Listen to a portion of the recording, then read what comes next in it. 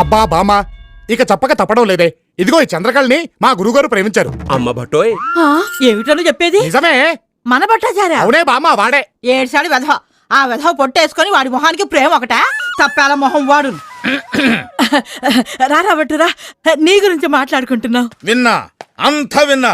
నువ్వేమన్నావో నేను విన్నా, మన పెద్దలు విన్నారు. ఏం పొట్టున్న వాళ్ళు ప్రేమించకూడదా? నా జాబేమిటి? పౌరోహిత్యం, కూర్చొని చేసే పని. ఆ మాత్రం గుప్పెడు పొట్టుండదా? వీళ్ళందరికీ 6 ప్యాక్లు ఉన్నాయా? రేపు పొద్దున వీడి పొట్టరాదని నువ్వు గ్యారంటీ ఇవ్వగలవా? ఇక్కడ డిస్కషన్ పొట్టు గురించి కాదు, పెళ్లి గురించి.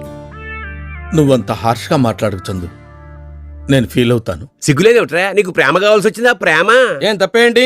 ఆ కుటుంబాన్ని ఇంతకాలం ఆదుకున్నాడు, వాళ్ళ కష్టసుఖాల్ని పంచుకున్నాడు. పెద్ద మనసుతో భర్త లేని ఆ పెద్ద ఆవిడ్ని కట్టుకుని ఆవిడకో జీవితం ప్రసాదించాలనుకోవడం తప్ప?